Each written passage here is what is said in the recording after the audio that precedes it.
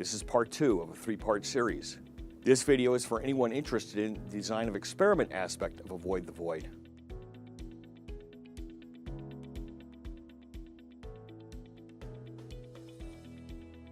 Brooke, let's talk a little bit about how the effect of profile parameters on voiding. Well, the profile is really important because if you don't give the solder paste enough time, you're not going to create a good solder joint. If the preheat's too short, you won't allow time for the volatiles to evolve and for them to escape the solder joint before the solder is molten and they become entrapped. On the other side, if you don't give enough time above liquidus, then you don't give enough time for the alloy to wet all of the surfaces, and so you'll exacerbate that mode of voiding.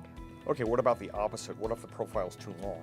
If the profile's too long, you run the risk of oxidizing your surfaces and exhausting your flux, and therefore exacerbating the wetting side of the voiding performance.